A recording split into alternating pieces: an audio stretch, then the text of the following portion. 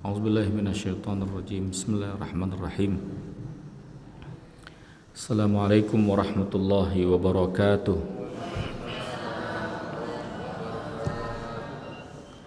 Alhamdulillahi rabbil alamin.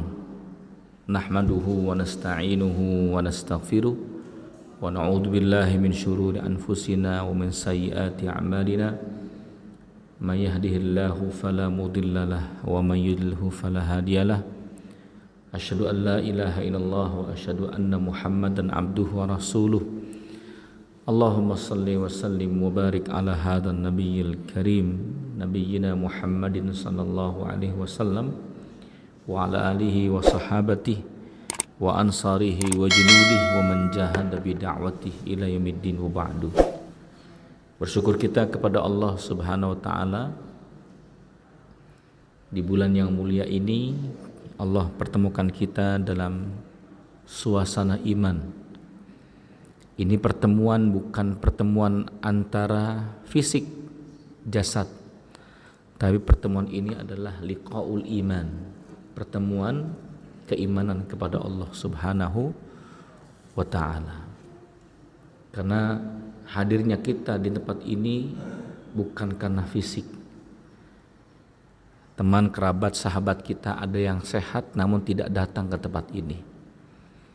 Ibu bapak yang hadir di majelis ini ada yang sakit, ada yang kurang enak badan, ada yang kesemutan, ada yang asam urat, ada yang kolesterol.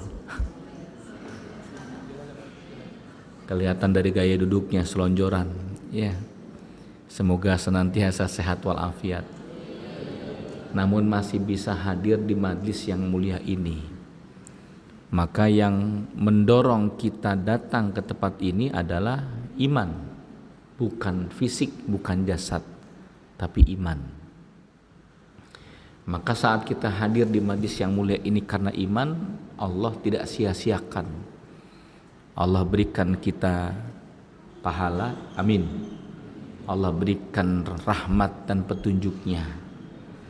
Bahkan rahmat dan petunjuk itu datang bukan hanya untuk kita yang melakukan amal soleh saat ini. Rahmat dan hidayah itu Allah hadirkan kepada keluarga kita. Orang tua kita mungkin di kampung sana saat ini sedang tentram hatinya. Kenapa Allah mengatakan wahai ibu, ayahmu, ibumu di kampung sana aku tentramkan hatinya karena aku ridho melihat engkau hadir di majlis ilmu. Anak kita di pesantren dibetahin sama Allah. Anak kita di pesantren tadi subuh mungkin setoran 1 surat ibu. Nambah 1 surat, nambah 1 juz. Kenapa? Karena Allah ridho melihat kita hadir di majelis ilmu. Tersebab itulah Allah tambahkan nikmat-nikmat petunjuk dan rahmat untuk keluarga kita. Alhamdulillah. Salawat dan salam terlimpah curah kepada Rasul mulia, baginda besar Nabi besar Muhammad sallallahu alaihi wasallam, dan kepada para sahabatnya, tabi'in serta tabi'in. Mengingatkan diri dan Bapak Ibu semuanya untuk senantiasa mengaktifkan amal saleh. Kenapa? Karena ini bulan Zulqa'dah, bulan mulia.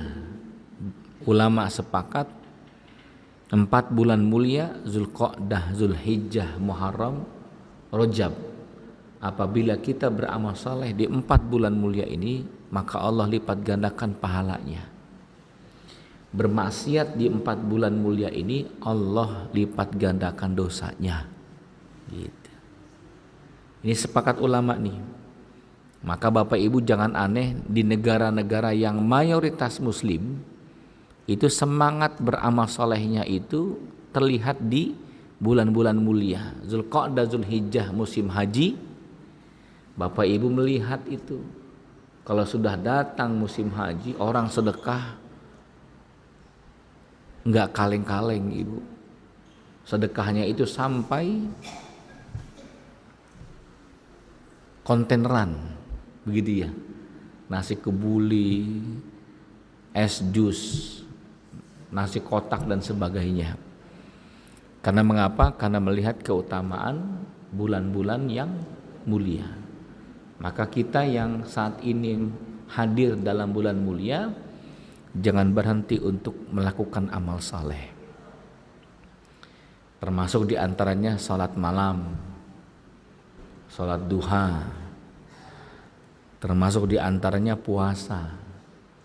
Puasa Senin Kemis Bapak Ibu sudah rutin, sanggup lebih daripada itu tambah dengan puasa Ayyamul Bid. Tanggal berapa? 13, 14, 15 di bulan Hijriyahnya. Masih sanggup lagi, monggo silakan puasa Nabi Daud. Atau ada sebutan puasa mutlak. Puasa mutlak itu Ibu hari Selasa pengen puasa gitu.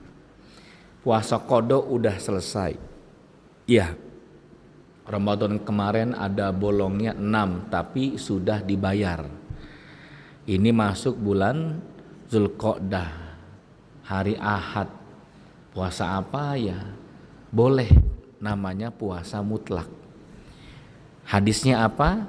Man shoma yauman fi sabilillah ba'ada wajahu minan nirani sab'ina kharifan. Barang siapa yang puasa satu hari karena Allah, maka Allah akan jauhkan ia dari api neraka jahanam sab'ina kharifan, 70 musim. 70 musim satu tahun, terkadang 3 sampai 4 musim Ibu. Tinggal dibagi saja.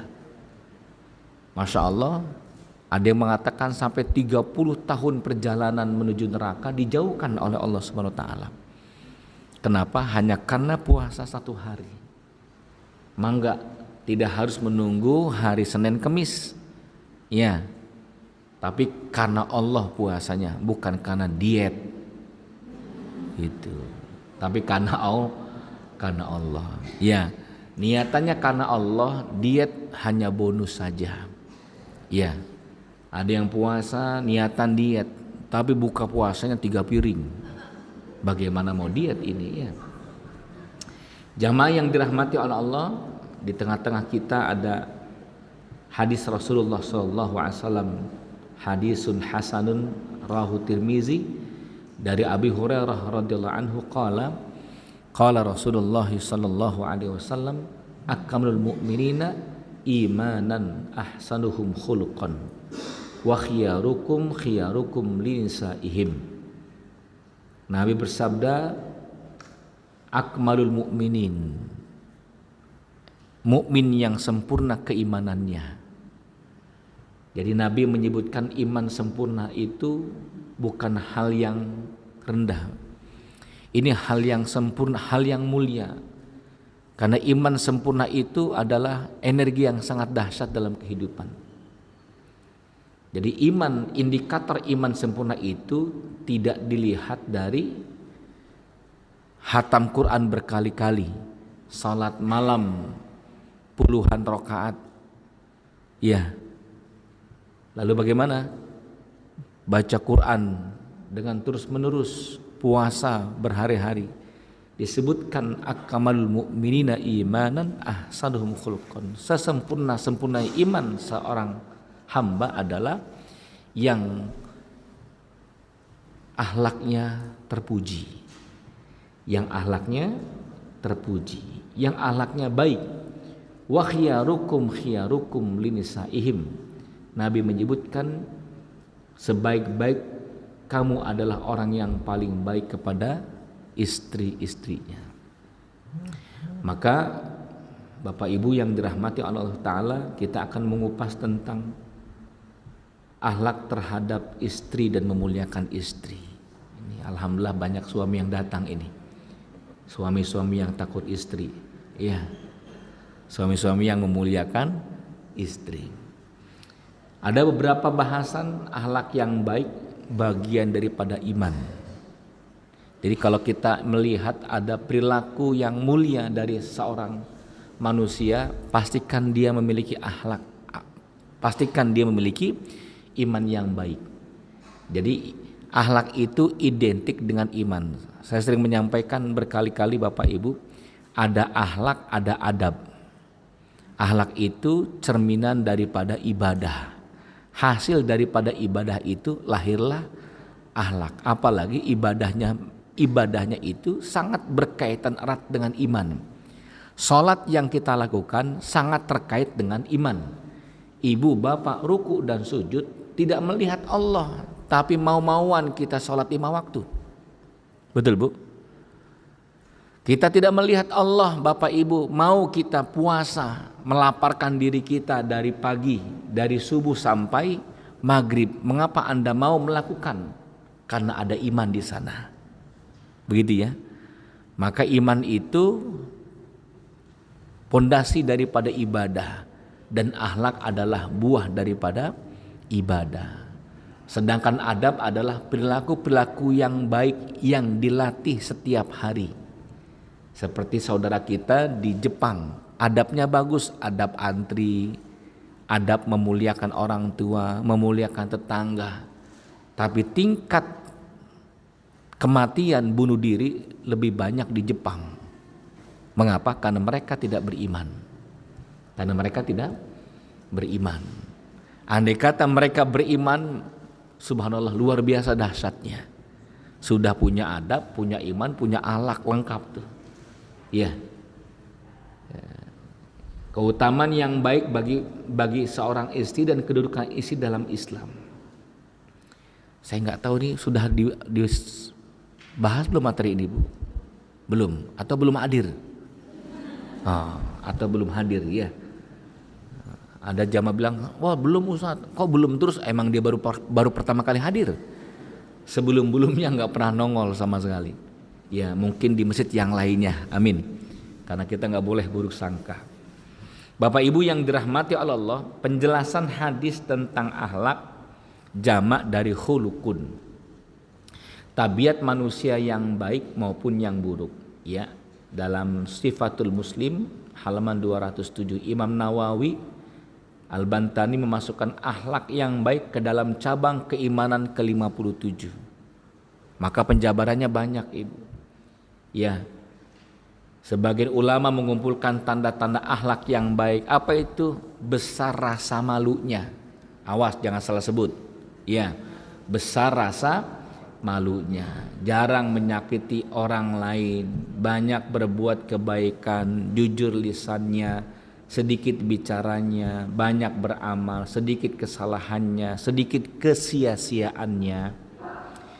Ya, berbuat kebajikan dan gemar silaturahmi, tenang dan penyabar, pandai bersyukur dan ridho, serta santun dan lembut, menjaga kehormatan diri, penyayang, tidak suka melaknat dan mencela, tidak suka mengadu domba dan tidak suka menggunjing, tidak tergesa-gesa dan tidak mendendam, tidak pula kikir dan tidak dengki, murah senyum dan bermuka manis, mencintai karena Allah, membenci karena Allah, marah juga karena Allah. Marah itu boleh Bapak Ibu dalam Islam, marah itu boleh. Marah fintihaki ad-din, saat agama kita dihina-dinakan harus marah. Saat syariat direndahkan harus marah. Jangan diam. Nabi itu kalau direndahkan beliau maafkan, tapi kalau dihina agamanya Nabi marah. Seorang wanita sedang belanja sayuran di pasar jongkok. Ada pasar bongkok, ada pasar jongkok. Iya. Wanita itu menggunakan jilbab, dia duduk di sebuah kedai sayur sambil mengambil sayuran. Seorang Yahudi, pemuda Yahudi, mengikat ujung kerudungnya dengan tali dan ditambatkan ke sebuah batu. Berdirilah sang wanita itu, terbukalah aurat rambutnya. Pemuda muslim melihat ulah orang Yahudi ini, didoronglah orang Yahudi. Sungguh engkau hina, mengapa engkau rendahkan ini muslimah kami? Marah pemuda muslim itu, mendorong laki-laki Yahudi ini. Laki-laki Yahudi pulang ke kampungnya, dia bawa teman-temannya, geng. 10 orang dia bawa untuk mengeroyok pemuda muslim. Pemuda muslim ini lari terbirit-birit menuju Rasulullah dan menginformasikan apa yang terjadi. Kata Nabi, siapkan pasukan, kita serang mereka. Luar biasa, Pak. Mengapa? Karena direndahkan kehormatan Islam. Begitu ya. Jadi marah itu boleh, tapi saat Islam direndahkan. Iya, harga diri dihina-dinakan. Boleh kita marah. Ya. Ini beberapa penjelasan tentang akhlak. Hadis Nabi ini menjawab pertanyaan salah seorang sahabat tentang siapakah yang paling mulia di kalangan orang-orang mukmin. Maka beliau bersabda, akmalul mu'minin imanan ahsanuhum khulqan. Jadi indikator iman yang baik itu terlihat dari akhlak. Sekali lagi, indikator kebaikan orang beriman itu terlihat dari akhlak, perilakunya. Begitu ya. Bukan dilihat dari jilbabnya, abayanya, gamisnya, masya Allah tuh. Ya, kerudungnya sampai ke bawah, sampai ke jalanan, nyapu jalanan itu. Sorbannya besar, ikal, tasbihnya sebesar biji duren. Subhanallah. Oh mantap nih. Iman itu tidak dilihat dari casing, penampilan. Apalah artinya casing kalau kuotanya nggak ada? Betul ya? Apalah artinya casing kalau pulsanya tidak ada? Apalah artinya penampilan kalau imannya nggak ada? Setuju Bu? Halo Bu, masih hidup? Baik. Biasa aja, nggak usah ngegas. Iya. Nah jamaah yang dirahmati oleh Allah, beberapa bentuk kebaikan terhadap istri selain yang telah disebutkan tadi tentang kesempurnaan akhlak. Begitu ya. Nah kita buka nih, mohon izin Bapak, semoga tidak tersinggung ya. Apa sih kemuliaan seorang suami terhadap istrinya dan bagaimana sikap suami, akhlak Nabi kepada para istrinya? Seorang suami tidak suka memberatkan istrinya. Apa yang bisa suami lakukan maka sebaiknya dia melakukannya sendiri. Nabi melihat sendalnya putus, beliau memperbaiki sendalnya. Nabi melihat pakaiannya koyak, beliau mengambil jarum, benang dan beliau memperbaikinya. Selagi masih bisa diperbaiki sendiri, Nabi tidak mau merepotkan orang lain. Dan hadis ini Bapak Ibu yang dirahmati Allah banyak disebutkan oleh Anas bin Malik, khadimur Rasulillah, maula Rasulillah. Anas bin Malik ini seorang anak yang mengabdikan dirinya kepada Nabi, berkhidmah, membantu Nabi. Tapi Nabi tidak pernah menjadikan ini anak Anas bin Malik menjadi pembantu di rumahnya.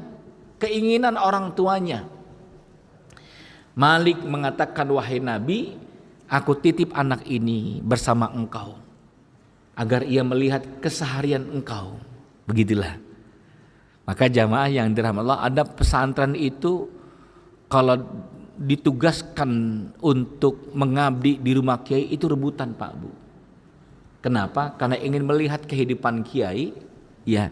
Yang kedua langsung mendapatkan nasihat dari kiai. Bukan ingin mendapatkan berkat dari kiai, berkat besek dari tahlilan, bukan itu. Begitu ya. Nah, ini jamaah yang dirahmati oleh Allah. Maka Anas bin Malik menyebutkan dalam kalimatnya, khadamtu ma'a Rasulillah.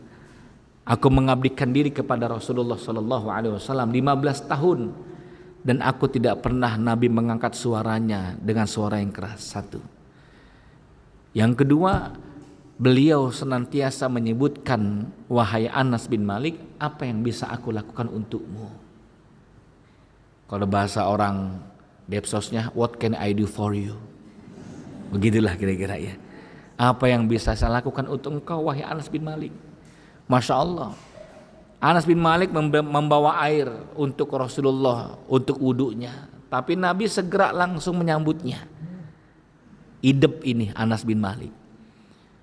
Tapi didapatkan dalam kehidupannya, Nabi itu senantiasa mengerjakan sendiri. kalau beliau mampu untuk melakukannya, kecuali beliau tidak mampu untuk melakukannya. Maka inilah hadis Aisyah radhiyallahu anha ya tentang Rasulullah ketika ditanya bagaimana kehidupannya, maka Aisyah menyebutkan beliau menjahit bajunya, menambal sendalnya, mengerjakan sesuatu yang dikerjakan oleh para laki-laki di rumah mereka. Ini subhanallah ini. Ya. Yang kedua, sikap romantis Nabi terhadap para istrinya, tidak bersikap dingin dan keras. Ini mohon izin Pak, ya, bahwa sesungguhnya wanita itu memiliki satu titik kelemahan dan laki-laki pun sama. Kelemahan yang dimiliki oleh wanita adalah pendengaran. Ketika wanita itu banyak dihujani pujian, dia akan keleper. Begitulah.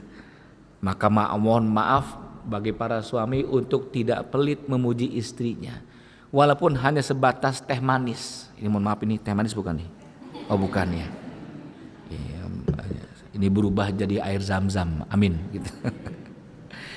Ini subhanallah, walaupun teh manis yang dihidangkan oleh istri kepada suami, ucapkan kalimat barakallahu fiik, jazakillah khairan.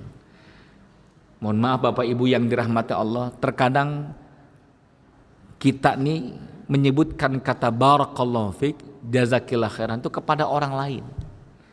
Padahal kata barakallahu fiik dengan jazakillah khairan itu memiliki makna yang sangat dahsyat. Semoga Allah berkati hidupmu. Semoga Allah balas kebaikanmu. Kan ini kan doa yang indah. Tapi itu terucap terkadang kepada orang lain. Tidak terucap kepada pasangan hidup atau anak-anak kita. Maka ibu saat ibu minta diambilkan piring atau gelas oleh anak, dan anak membawa piring gelas itu ke hadapan ibu, ucapkanlah jazakillah khairan sayang, barakallahu fiik. Karena itu doa. Begitu ya. Tapi romantisnya Nabi kan luar biasa. Bukan hanya sebatas kalimat-kalimat indah, kalimat itu. Ada yang verbal beliau ucapkan, ada yang non verbal Pak. Apa non verbalnya? Nabi pulang malam hari, Aisyah menyiapkan air hangat, lalu beliau menyodorkan air hangat kepada Rasulullah SAW.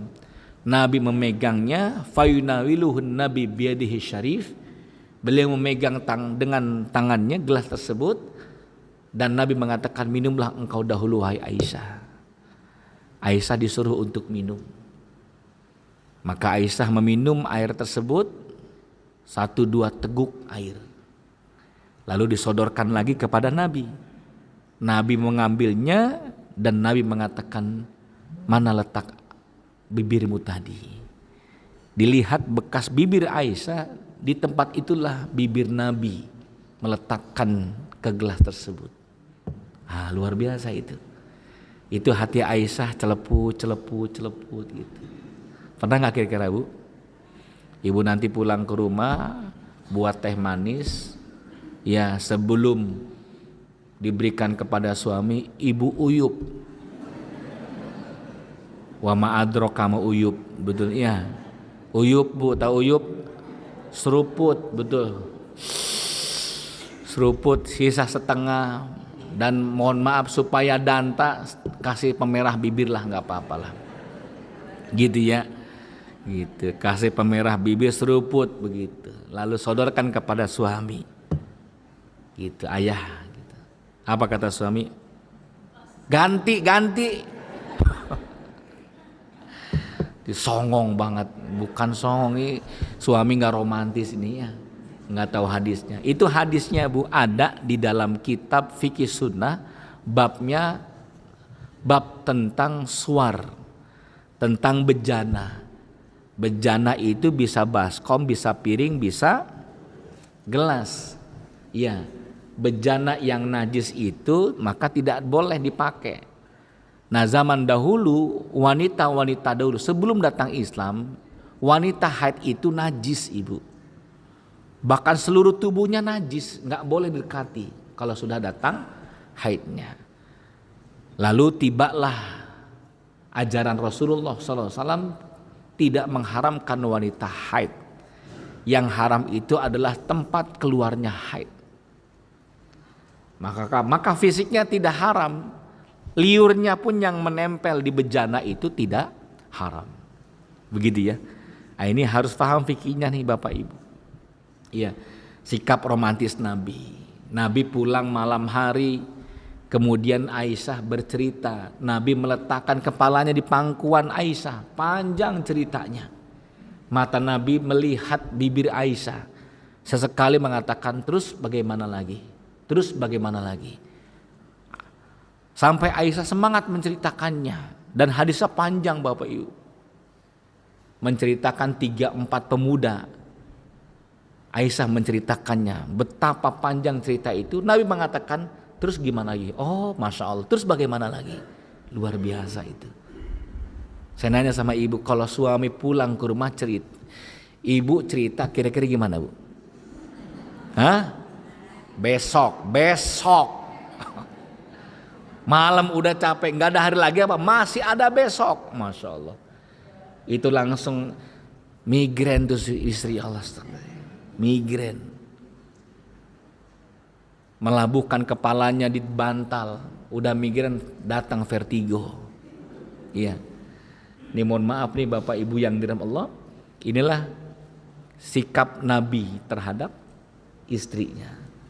Ya, bahkan Nabi bersandar di pangkuan, ya, ketika aku sedang dalam keadaan haid, kemudian beliau membacakan Al-Quran.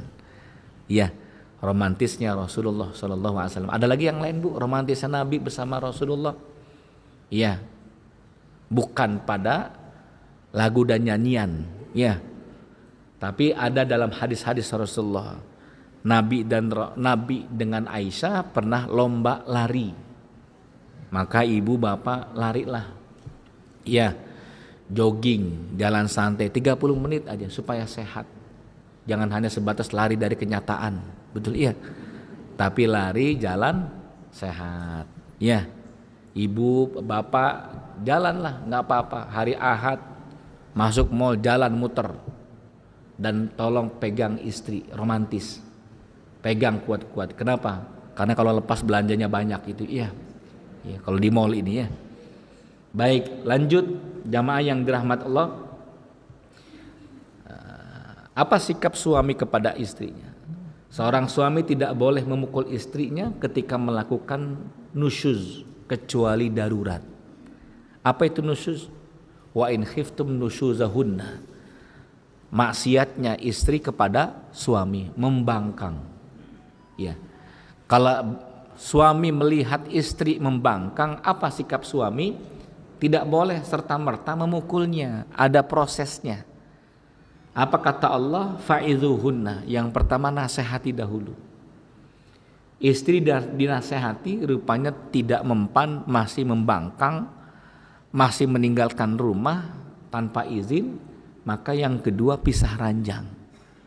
Ustadz, saya bukan pisah ranjang lagi, dia udah gak mau lagi tidur di kamar saya, kata suaminya.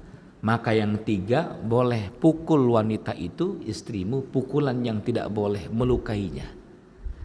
Imam Ahmad mensyaratkan 2 cara memukul istri. Yang pertama, pukullah istrimu dengan sapu tanganmu.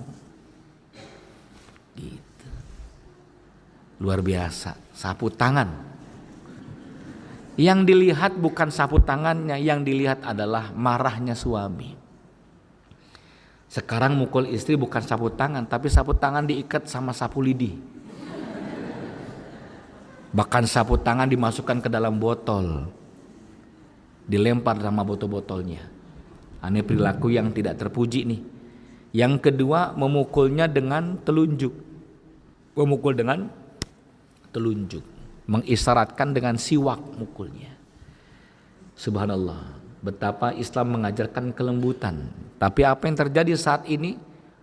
Muka istri lebam, membiru, pukulan, tendangan dan sebagainya, KDRT. Betul Bu? Ada seperti itu? Ada. Dan ini tidak dibolehkan, haram hukumnya. Haram hukumnya. Maka Bapak Ibu, mohon izin kepada Bapak Ibu semuanya, carilah calon mantu yang memiliki agama. Karena kalau dia memiliki agama, nggak pernah tangannya itu menempeleng wajah istrinya, nggak pernah. Ini subhanallah. Karena agama mengharamkan melakukan pemukulan di wajah. Gitu. Tapi laki-laki yang memuliakan, karena memuliakan istrinya adalah laki-laki yang memiliki agama yang baik. Bahkan ia sabar. Lebih daripada itu, ia introspeksi diri. Jangan-jangan maksiatnya istri adalah maksiatnya dia kepada Allah Subhanahu wa taala. Saya pernah menyampaikan dulu tentang 3 bentuk pengaduan. Pengaduan hamba kepada Allah. Kita ada masalah anak, ibu ada masalah suami, bapak ada masalah istri. Kita punya masalah dengan orang tua. Apa yang dilakukan, Pak? Mengadu kepada Allah. Biasanya yang pertama kata Imam Ibnu Qayyim Al-Jauziyah, ada orang yang mengadukan Allah kepada manusia. Mengadukan Allah kepada manusia. Ibu datang ke rumah tetangga, ya Allah, Bu Haji, saya itu sudah puasain anak, saya sudah tahajudin anak. Artinya kalau malam tahajud saya doain tuh anak. Sudah 2 bulan lebih saya tahajud, kok nggak ada hasilnya ya Allah, Bu Haji ya. Kok Allah belum merubah anak saya ya? Anda sedang mengadukan Allah kepada manusia. Pernah begitu? Pernah. Atau yang kedua, mengadukan manusia kepada Allah. Ya Allah, anak saya ya Allah. Motor bapaknya dijual, ya Allah, Masya Allah. Itu motor belum kelar cicilannya, tinggal 4 tahun 11 bulan lagi ya Allah. Gitu. Dijual sama tuh bocah ya Allah. Anda sedang mengadukan manusia kepada Allah. Yang hebat yang ketiga, kalau kita ada masalah, adukan kepada Allah tentang lemahnya diri, tentang hinanya diri, tentang banyaknya dosa dalam diri. Ya Allah, anak saya nakal ya Allah. Emang saya dulu juga nakal ya Allah. Emang saya dulu nakal. Saya juga banyak dosa. Salah saya ya Allah. Ya Allah, anak saya durhaka. Jangan-jangan ada harta haram masuk ke dalam perutnya. Saya dulu main proyek, ngambil harta haram, saya kasih sama dia. Saya yang salah saya ya Allah. Anak saya nggak sholat, yang salah saya. Itu yang paling bagus. Itu yang paling tinggi posisinya. Dan itulah pengaduan yang paling Allah sukai. Artinya apa? Tidak sibuk menyalahkan orang lain. Ya. Yang sering kita pakai itu rata-rata yang kedua. Ya Allah, suami gak pulang-pulang ya Allah. Ngadu terus sama Allah. Walaupun tidak salah. Tapi yang paling baik pengaduan itu adalah mengadukan kepada Allah tentang lemahnya diri. Maafkan saya ya Allah, suami seperti itu. Berbuat jahat kepada kami. Bahkan dia main perempuan di luar, ya Allah, salah saya ya Allah. Mungkin saya mengabdi tidak tulus. Mungkin saya berkhidmah kepada melayani suami tidak ikhlas. Maafkan saya ya Allah. Mungkin saya tidak baik kepada beliau. Maafkan saya juga ya Allah. Dulu saya banyak ingkar kepada Engkau. Maka Engkau uji aku dengan suami yang jahat. Gak apa-apa ya Allah. Kan yang mengatur hidup ini Engkau ya Allah. Yang menggenggam hati suami adalah Engkau. Saya gak bisa mensolehkan suami. Saya hanya sebatas jalan kesolehan bagi dirinya. Suamiku milik Engkau ya Allah. Aku hamba dan suamiku hamba ya Allah. Aku serahkan kepada Engkau. Lebih enak, lebih nyaman. Nggak pusing mikirin orang lain. Dan tidak sibuk menyalahkan orang lain. Selesai Ibu.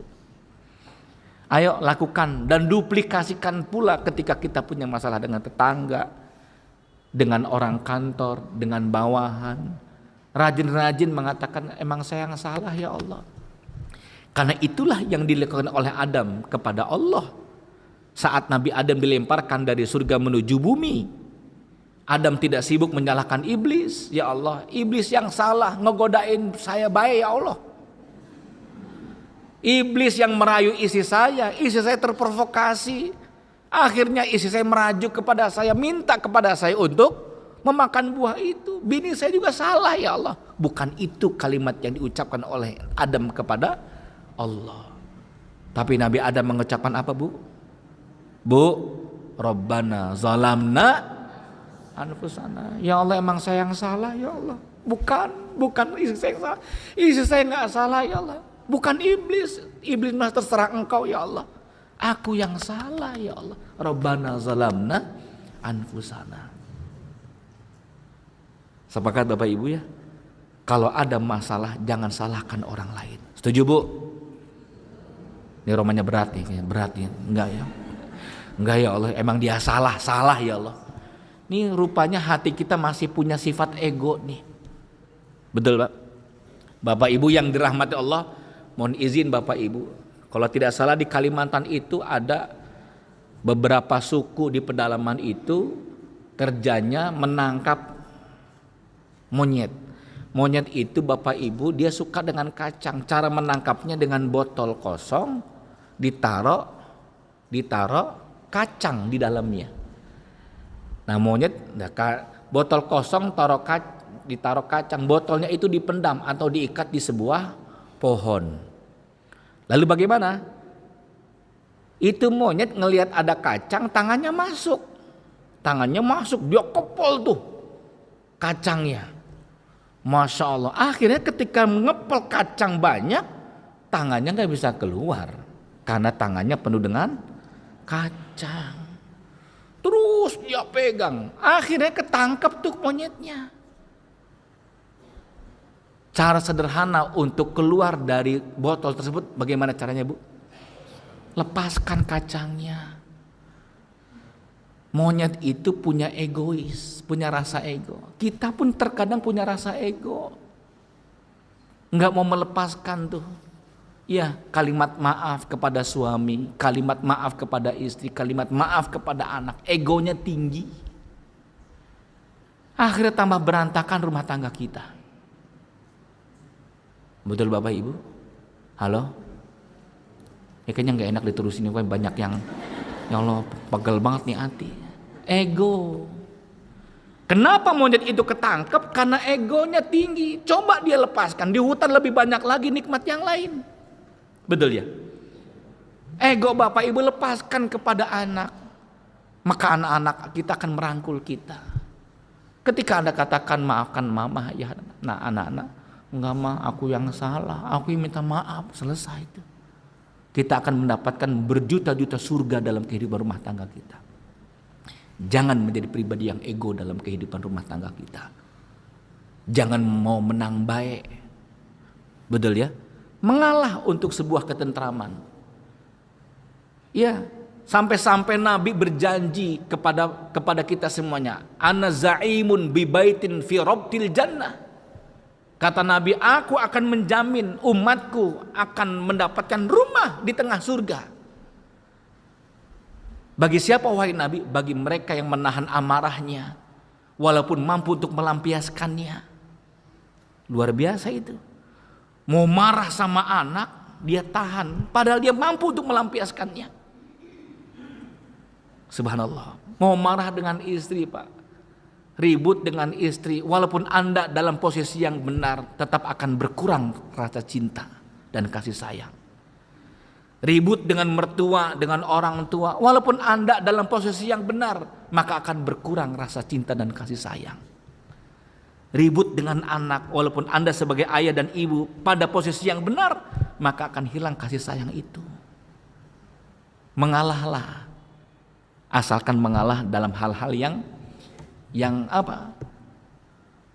Yang sederhana, bukan hal-hal yang berat, bukan hal-hal akidah. Kalau hal akidah nggak boleh mengalah.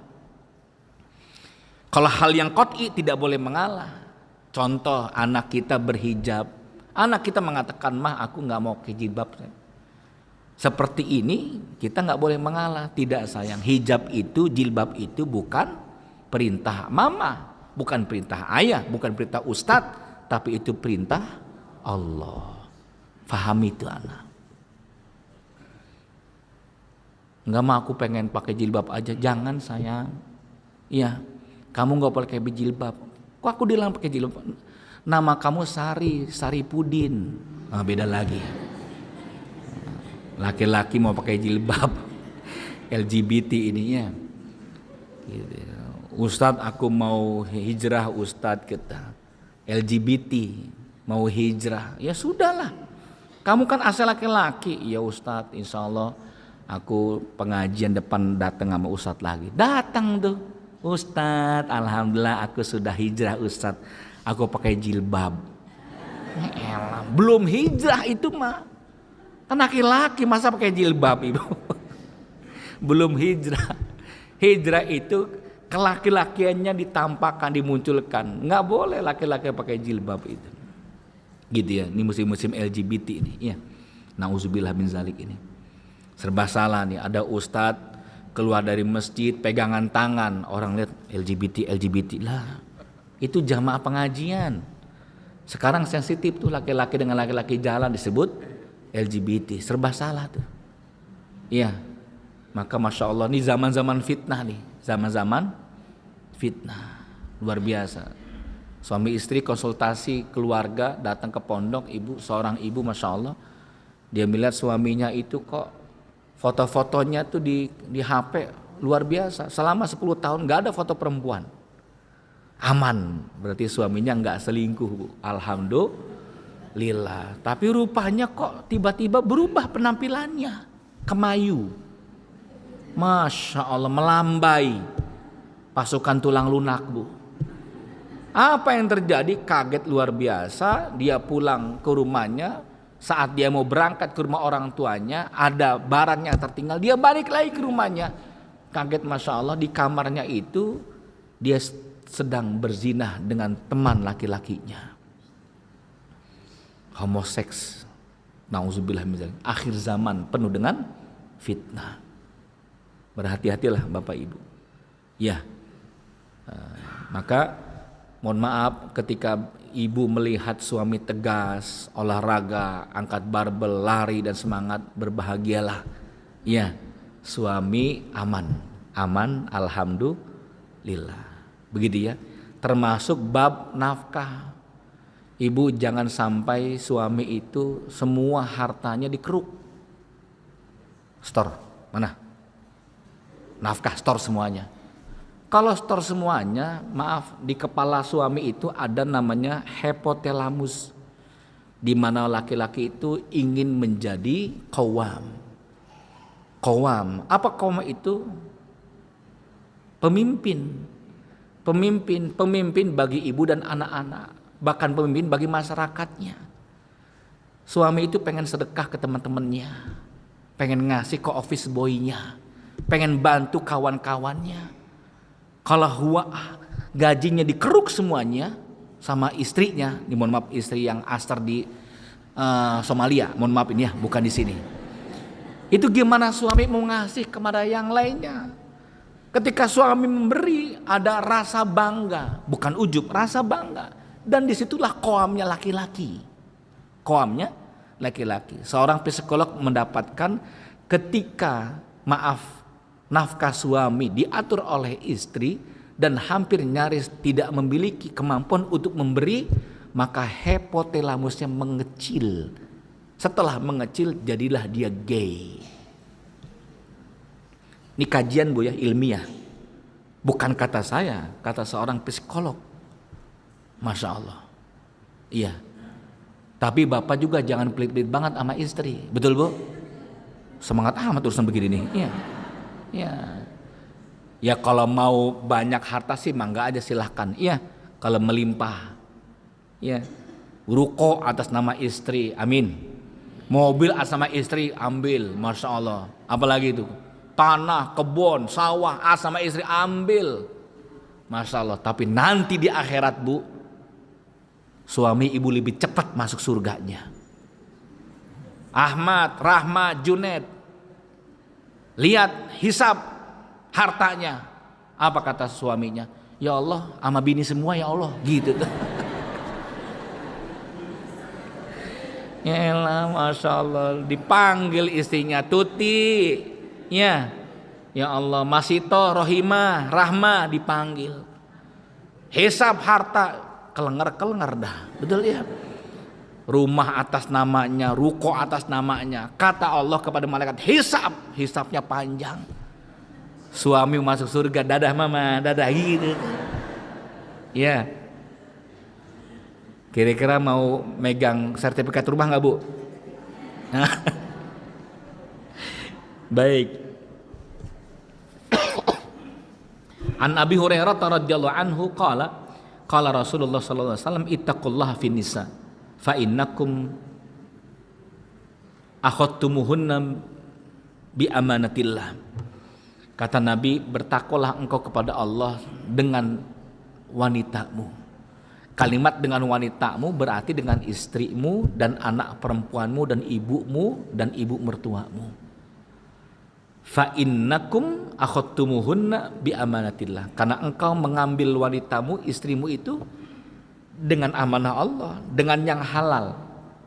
Iya, wastahlaltum furujahunna bi kitabillah. Dan dihalalkannya kemaluannya itu setelah kita akad nikah dengan kalimat Al-Quran, betul ya? Dengan akad yang jelas. Al-Quran menghalalkannya.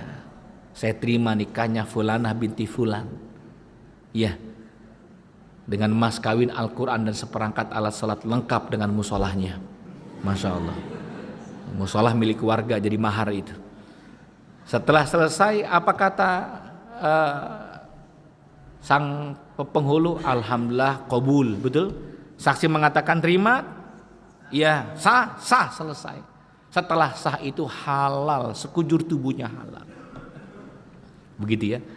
Nah ini, maka mohon maaf Bapak Ibu, perilaku suami jangan gegabah untuk memukul istrinya, menghardik, mengeluarkan kata-kata kasar. Seorang ulama didatangi oleh seorang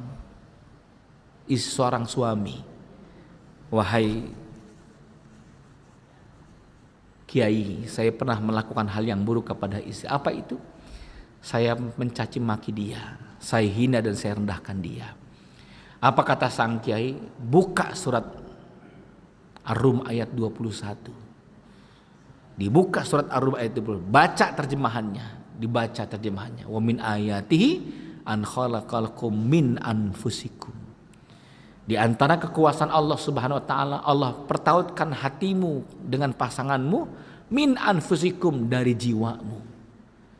Berarti engkau mengambil istrimu adalah dari jiwamu, belahan jiwamu. Maka aneh ketika engkau memarahi istrimu padahal dia adalah belahan jiwamu. Di mana otakmu? Kata sang Kiai. Sang suami mengatakan, iya wahai Kiai, saya yang salah, saya minta maaf. Saya telah merendahkan belahan jiwa saya. Gitu. Maka inilah hal yang penting ya dalam kehidupan kita untuk tidak mudah melakukan hal yang buruk kepada istri.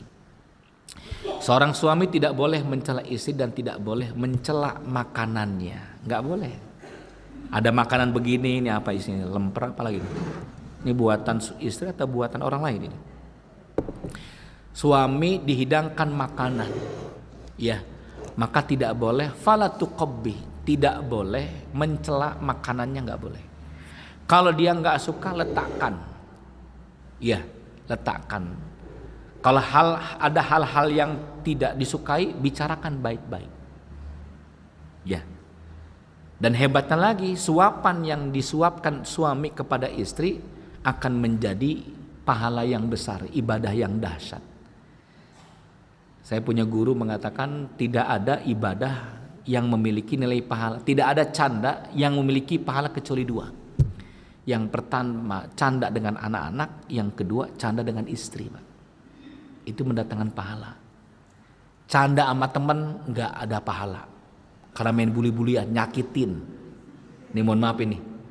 Tapi kalau canda sama istri, Pak, canda dengan istri itu berpahala. Masya Allah. Maaf malam bertengkar karena ada masalah anak. Ya akhirnya ngobrol sampai pagi. Orang kan kalau udah berantem, bapak ibu mohon maaf, tidurnya pules nggak? Jie pengalaman ya. Masya Allah. Kalau udah bertengkar suami istri, lama tuh tidurnya tuh, gitu tuh. Suami juga pura-pura tidur. Dengkuran itu pura-pura, padahal nggak tidur. Istri langsung balik ke tembok. Dengan kukunya ditulis tuh tembok jahat, jahat, jahat gitu. Status WA-nya di tembok itu. Ya. Lalu bagaimana suami minta maaf, dia peluk dari belakang, maafin ayah yang salah. Wah, luar biasa. Habis sholat subuh, istri langsung masak nasi goreng. Betul ya? Nasi goreng Masya Allah dihidangkan, suami siap-siap mau kerja, dimakan nasi goreng, wasin luar biasa. Dia mau ngomong jujur habis berantem tadi malam. Ya Allah, gimana caranya ini? Dia pelan-pelan, dia telan terus sendiri. Ya Allah, nggak apa-apa ya, semoga nggak darah tinggi ya Allah. Sisa 1 sendok dipanggil istrinya. Mah, kemarin ngaji ada hadis menyebutkan mulialah seorang suami memberikan suapan ke mulut istrinya. Ayah pengen mendapatkan pahala 1 suapan sama mama, boleh? Ya Allah bebek makasih gitu. Diambil 1 suap dimasukin ke mulutnya. Ya Allah, asin lah ya asin. 1 sendok nih sepiring nih. Maafin ayah, maafin. Ya nggak apa, udah masuk udah kadung udah sehat. Ya Allah, suaminya sepiring asin, dia sesendok tuh. Makanya mohon maaf ibu, kalau mau dihidangkan cicipin dulu, Bu. Kasihan suami, Masya Allah itu ya. Dan saya pesan kepada bapak, termasuk kepada saya pribadi, kalau istri sudah mengatakan ayah makan di rumah ya, jangan coba-coba Anda menolaknya. Stres tuh suami istri Pak. Kenapa? Itu dia masak 5 hari sebelumnya mikirin apa menunya. Betul Bu? Ya, semangat amat ngangguknya ini ya. Iya, terkadang mikirin tuh menunya apa, masaknya bagaimana. Tiba-tiba sudah dihidangkan. Apa kata suami? Tadi udah makan sama temen. Nyesek, betul? Gitu. Maka ibu, kenapa bapak-bapak rada gemuk? Karena makannya 2 kali 3 kali. Di luar makan, di rumah juga makan. Alhamdulillah. Ya. Jadi bapak ibu yang dari Allah, mohon maaf nih, penuhilah 2 titik pada suamimu, maka engkau akan mendapatkan pujian dari suami. Apa itu? Perutnya dan kemaluannya. Kalau perutnya dan kemaluannya mendapatkan kebaikan dari istri, maka ATM-nya diserahkan semuanya. Tanpa PIN, betul ya? Oh pakai PIN, iya. Baik, menunaikan hak-hak yang wajib ditunaikan seseorang suami terhadap istrinya seperti kewajiban memberikan nafkah dan mengajari istrinya terkait kewajiban ibadah dan sunnahnya. Ini hal yang lumrah, hal yang biasa. Nah, keutamaan akhlak yang baik apa? Keistimewaan akhlak yang baik, Bapak Ibu yang dirahmati Allah. Akhlak yang baik sesuatu yang paling banyak memasukkan ke dalam surga. Berbahagialah Bapak Ibu di dalam rumah tangga kita, anak-anak kita, istri dan suami memiliki perilaku yang baik. Anda mendapatkan surga lewat hadis Nabi, aksaru maidhul jannah taqwallahi wa husnul khuluq. Kata Nabi, yang paling banyak masuk surga itu adalah ketakwaan kepada Allah dan akhlak yang terpuji. Akhlak yang terpuji. Mohon maaf Ibu, sholatnya nggak hebat-hebat banget. Puasanya hanya Ramadan saja. Begitu ya. Tapi dia jaga kemaluannya dan jaga ketaatan perilakunya kepada suaminya. Apa kata Nabi? Silakan wahai ibu, wahai wanita, masuk ke surga aku, kata Allah. Dari pintu manapun silakan. Ada pintu jihad, ada pintu umroh dan haji, ada pintu sedekah, ada pintu memaafkan. Luar biasa itu. Ada pintu kebaikan, 8 pintu surga. Kata Allah, silakan pilih pintu mana engkau masuk. Dari pintu apa saja engkau masuk. Luar biasa ya. 4 syaratnya itu kata Nabi. Iya. Man sallatil iza sallatil mar'a khamsah. Apabila wanita salat 5 waktunya, kemudian puasa Ramadannya, kemudian menjaga kemaluannya, dan yang keempat dia taat kepada suaminya sampai suaminya ridho, maka Allah akan memasukkan ke surga dari pintu-pintu apa yang dia inginkan. Mudah nggak Bu? Halo Bu? 4 tadi. Apa tadi? Salat, puasa, apalagi? Jaga kemaluan, apalagi? taat kepada suami. Yang paling enteng apa? Salat, puasa. Yang paling berat apa, Bu?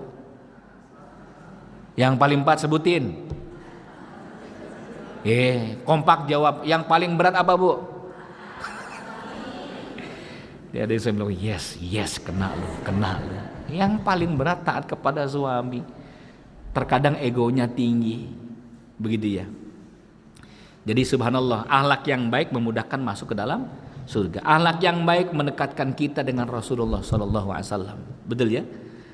Tidak maukah aku ceritakan kepada kalian tentang orang yang paling aku cintai di antara kalian dan paling dekat kedudukannya denganku? Iya.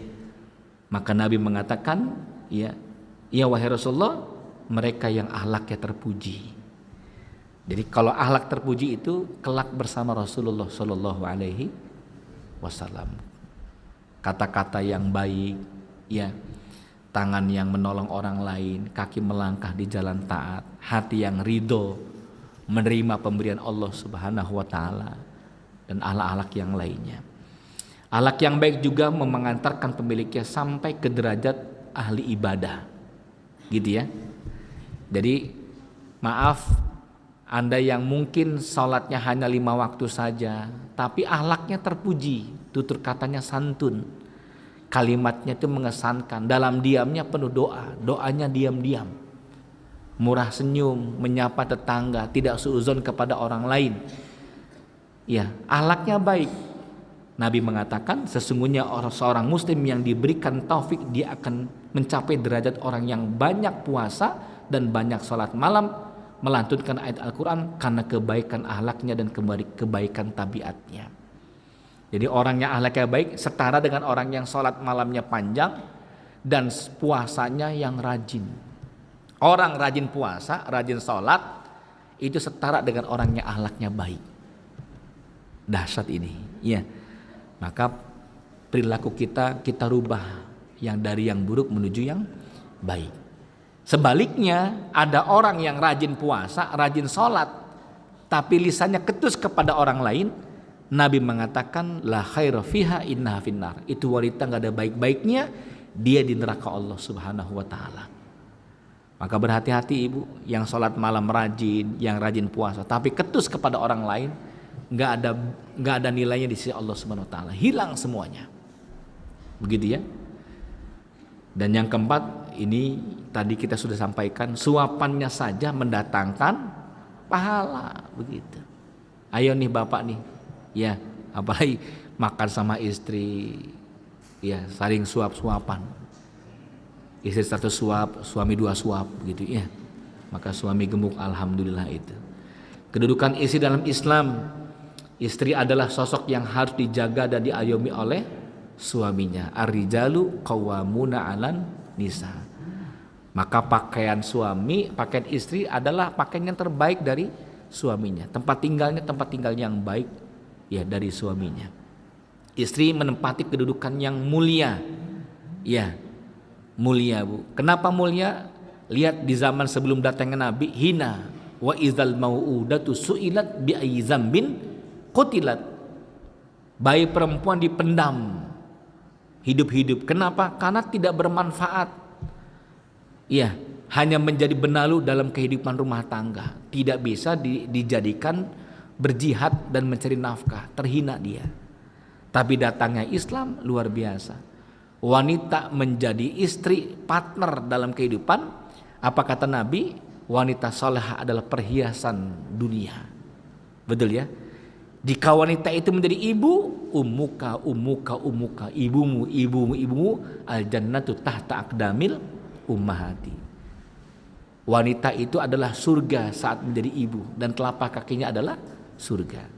Saat wanita itu menjadi anak, apa kata Nabi? Man kanat laha bintani, apabila rumah tangga memiliki 2 anak perempuan, fa ahsana ta'dibahuma, dididik anak perempuan ini tumbuh menjadi anak salehah dua-duanya, karena tahijabatan minan nar, maka 2 anak perempuan ini akan menjadi penghalang ayah ibunya dari api neraka jahanam. Ya Rasul, wa in kanat wahidatan, bagaimana wahai Rasul dengan anak 1 perempuan? Wa in kanat wahidatan, Kalaupun punya anak satu doang perempuan, tumbuh jadi anak soleha, maka anak ini akan menjadi penghalang ayah ibunya dari api neraka jahanam. Nggak punya anak, wahai ustadz, nggak punya anak bagaimana? Ambil anak ideologis. Tidak punya anak biologis, maka didiklah anak ideologis. Anda jadi guru SMP, guru SD. Tetangga Anda mau ngaji di rumah, atau tetangga depan rumah yang miskin, sekolahkan. Nah, ada rezeki untuk kamu sekolah sampai kuliah. Nggak usah mikirin uangnya dari aku, dari saya. Perempuan 2 orang kita kuliahkan sampai dia sukses berhasil. Rupanya hafal Quran itu 2 perempuan, anak orang lain, anak keponakan atau anak sepupu. Karena tahijabatan minan nar. 2 anak perempuan ini akan menjadi penghalang ayah ibunya dari api neraka jahanam. Ayah angkatnya karena anak ideologis. Subhanallah, kesempatannya luar biasa banyak. Jadi tidak ada yang hina dari sosok seorang wanita. Ya. Dan istri itu bukan pembantu. Istri itu bisa menolong, membantu, menolong suaminya merealisasikan cita-cita dalam rumah tangganya. Mayoritas ulama mazhab Syafi'i, Hambali dan Maliki berpendapat bahwa melakukan khidmah seperti menyapu, mencuci, masak itu suami sebetulnya. Ini rada cerah nih ibu-ibu nih. Iya. Nah, itu tidak wajib bagi istri, akan tetapi yang lebih utama adalah si istri melakukan pekerjaan sebagai adat yang berlaku. Nah, kalau adat yang berlaku adalah suami istri lebih betah untuk di rumah dan melakukan halnya dengan ringan dan itu sudah menjadi tradisi, ya sudah nggak apa-apa. Bukan satu kemaksiatan bagi seorang suami tidak melakukan hal itu. Jadi dikembalikan kepada uruf. Uruf itu kebiasaannya, gitu ya, kebiasaannya. Di Mesir Bapak Ibu jarang ibu dapatkan perempuan itu ke pasar. Yang banyak ke pasar itu laki-laki. Beli ikan, saya dulu beli sayur. Ya, walaupun punya istri, beli sayur kita ke pasar. Jadi yang belanja itu laki-laki. Karena kebiasaan supaya istri itu tidak boleh mutabarijah, bersolek keluar rumah dan bebas keluyuran. Maka biarlah suaminya untuk mencari nafkah dan sekaligus belanja. Tapi kalau sudah menjadi kebiasaan tidak mengapa selagi terjaga dari fitnah. Wallahu a'lam bishawab. Terakhir, istri adalah partner suami dalam kebaikan. Al-mu'minun wal mu'minat ba'dum awliya'u ba'd ya'muruna bil ma'ruf. Saling mengajak dalam kebaikan, saling menolong dalam kebaikan pula. Ya, menegakkan salat, mencegah kemungkaran, menunaikan zakat. Istri juga partner dalam mendidik anak, membina masyarakat. Kerjasama yang baik antara keduanya insya Allah akan menghasilkan sesuatu yang indah. Ini saja kiranya, semoga bermanfaat. Langsung.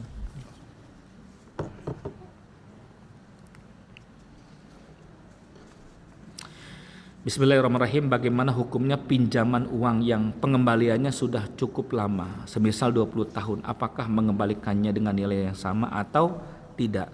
Tidak dengan nilai yang sama. Kalau 20 juta ya sudah, dulu 20 juta kembalikan 20 juta. Tidak ada dilebihkan. Tidak ada dilebihkan. Tapi indahnya lagi Bapak Ibu, Nabi menyebutkan bahwa orang yang meminjamkan uang itu lebih mulia dibandingkan menyedekahkannya. Kenapa? Karena yang meminjamkan itu 16 kali lipat dibandingkan menyedekahkannya. Kenapa? Sejatinya dia ingin memberi, menyedekahkan, tapi dia juga butuh.